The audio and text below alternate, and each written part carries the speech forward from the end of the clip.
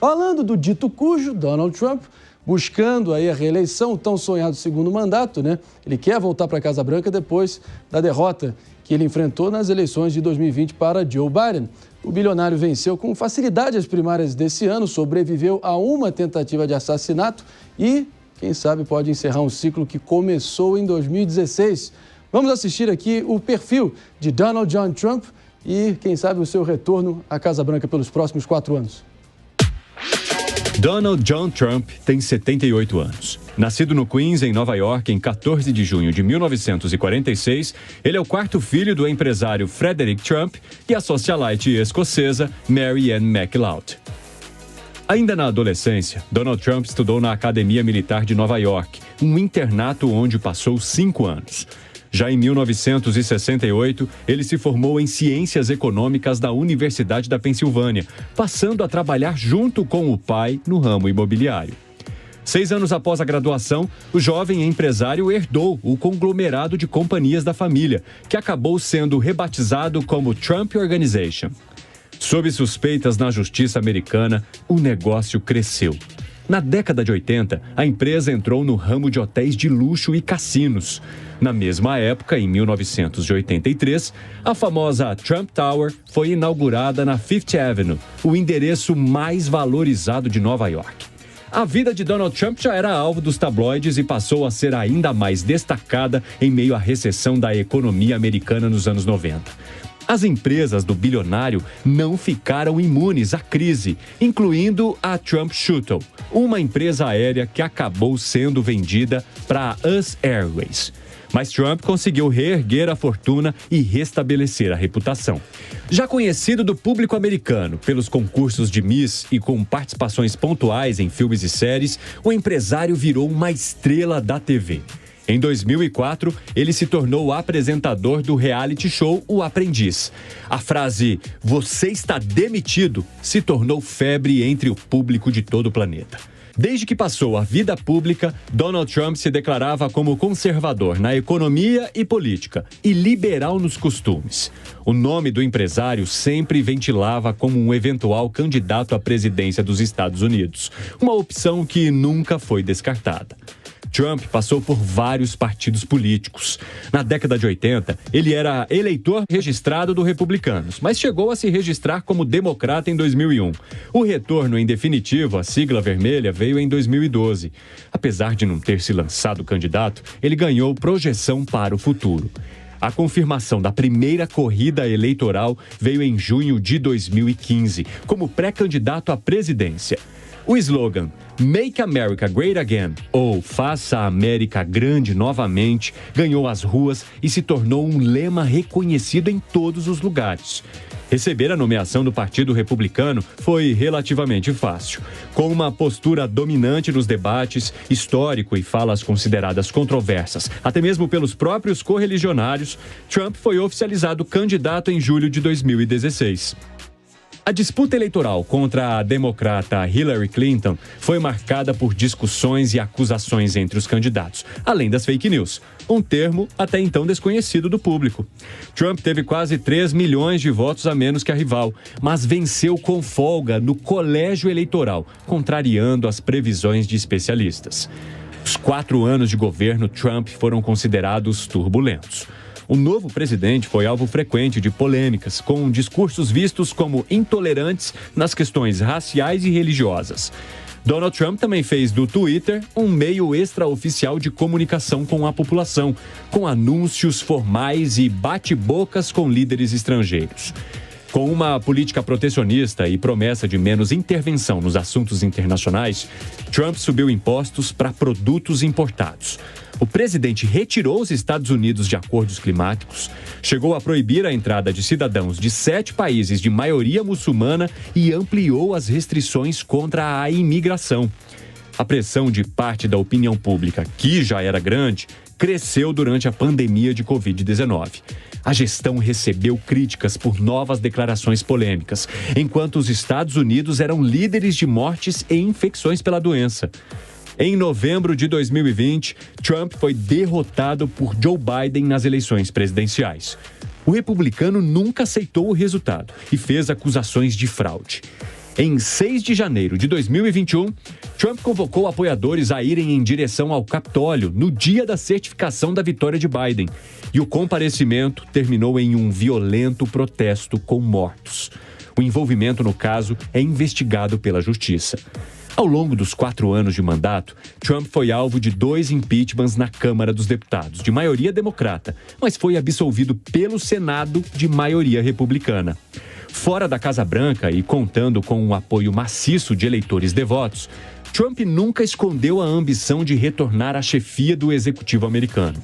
Mesmo sendo apontado como culpado pelo resultado ruim do partido nas eleições legislativas de 2022, ele confirmou a pré-candidatura para a disputa deste ano. Mais uma vez, nenhum candidato foi páreo para o empresário, que praticamente passeou nas primárias republicanas e foi oficializado candidato em julho. Apesar disso, os últimos anos também foram marcados por problemas com a justiça. Além das investigações em curso pelo caso do Capitólio, Trump é alvo de uma série de processos nas esferas civil e criminal. Em maio, Donald Trump se tornou o primeiro presidente da história americana condenado criminalmente pela falsificação de registros da Trump Organization e uma tentativa de maquiar pagamentos feitos à atriz pornô Stormy Daniels, com quem teve um relacionamento extraconjugal. Na esfera civil, em 2023, Trump foi condenado por abuso sexual e difamação contra a jornalista Elizabeth Jane Carroll e condenado a pagar mais de 80 milhões de dólares de indenização. O republicano alega ser vítima de uma perseguição judicial orquestrada pelo Partido Democrata para sujar a sua imagem. Durante um comício em Butler, na Pensilvânia, em julho, o ex-presidente foi alvo de uma tentativa de assassinato a tiros e acabou sendo atingido de raspão na orelha. O atirador, Thomas Matthew Crooks, foi morto no local. 2 dias depois, o senador de Ohio, J.D. Vance, foi confirmado como candidato a vice. Donald Trump prometeu aos apoiadores que a data das eleições deste ano será o dia mais importante da história americana. Resta saber se o 5 de novembro terminará com um retorno do empresário à Casa Branca. São 8h47. A gente recebe agora aqui nos nossos estúdios o professor Manuel Furriela, professor de Direito Internacional lá da FMU. Já chegou para participar dessa cobertura com a gente. Vai estar trazendo tudo que há de informação, muita opinião também que você confere só aqui na Jovem Pan News. Professor, seja muito bem-vindo a essa cobertura. A gente falava de Donald Trump e Donald Trump buscando um retorno histórico à Casa Branca. Como é que você está vendo as possibilidades dele voltar ao executivo americano hoje? Bom, primeiramente, boa noite. Queria, antes de começar aqui a minha análise, expressar meus sentimentos a toda a Jovem Pan, toda a equipe, pelo falecimento da sua principal personalidade da mídia, grande empresário e também responsável por ser precursor de várias vanguardas no aspecto cultural, ainda no final dos anos 60. Então, muitas lembranças a respeito dessa personalidade. Eu acho que é sempre importante a gente lembrar, até mesmo porque foi algo muito recente e muito representativo para toda a sociedade. Agora, aqui a gente pegando um pouco desse histórico, deste momento, realmente a gente vai ter uma disputa muito acirrada. Não só as pesquisas indicam isso em termos recentes, a gente tem acompanhado, a margem é muito pequena de votos que vão favorecer o vitorioso, mas também como a gente tem acompanhado em todo esse processo eleitoral tão conturbado, tão histórico, com tantos elementos diferentes ao mesmo tempo ocorrendo este ano. Então, acho que a gente vai ter aí algumas questões relacionadas a inconformismo com resultados por conta da margem, e não digo só em relação ao Donald Trump. A gente sabe que ele é muito mais assertivo em relação a isso, mas mesmo Kamala Harris, por conta realmente da margem, provavelmente margem pequena, que vai favorecer o eventual vitorioso aí nas próximas horas como prévias e nas confirmações nas próximas semanas. E também queria lembrar um outro aspecto a respeito desse processo eleitoral aí para os ouvintes e também para aqueles que nos assistem pelo YouTube e pela televisão, de que o processo eleitoral americano é difuso, ele é dividido em cada um dos estados da federação. Então, são 50 processos diferentes, com variáveis que vão desde o tipo de voto, tem até voto impresso, voto à distância, voto antecipado, até o sistema de apuração. Então, realmente, é muito difuso, muito diferente do que nós temos no Brasil, onde você tem um sistema nacional, não só para as eleições de presidente da República, mas também para as eleições locais. Então, um sistema nacional muito diferente daquela divisão que se tem nos Estados Unidos. Então, a gente vai ter aí momentos de muita surpresa, muita tensão para aqueles que torcem tanto para Kamala Harris quanto para Donald Trump.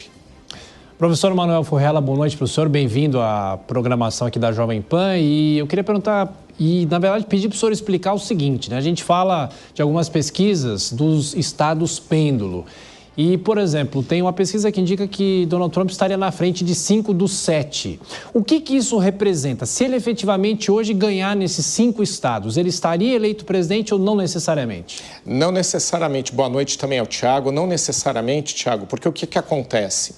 Os Estados Unidos têm uma votação indireta, muito mencionada, que na verdade faz com que os delegados decidam a eleição. A votação direta ela é realizada, o eleitor vai e deposita seu voto em seu estado pelo sistema local, como eu mencionei, mas depois, apesar dessa totalização acontecer, o que vale mesmo é a dos delegados. E os delegados, eles variam em quantidade pelos estados.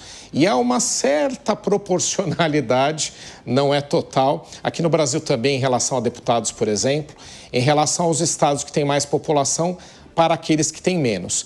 Isso decorre do surgimento da democracia americana tão longeva e que fez com que, já nos seus primeiros anos de existência, a população pudesse eleger diretamente o seu representante, algo único no mundo naquele momento, e que fez com que, como você tinha um sistema num país tão grande de votação direta, houvesse opção por delegados.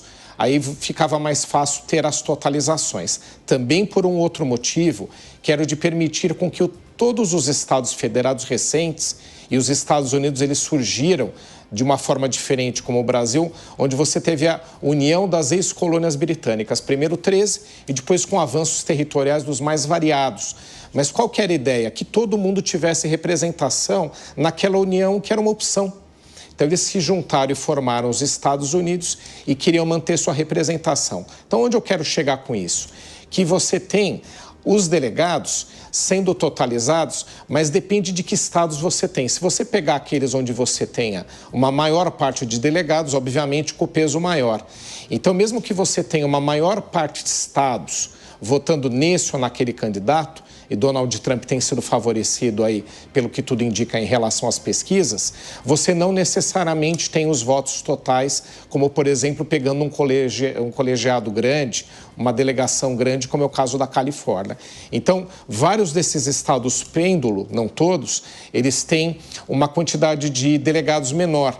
Então, apesar disso ter importância, não necessariamente levando muitos estados, a gente vai ter como saber o vitorioso.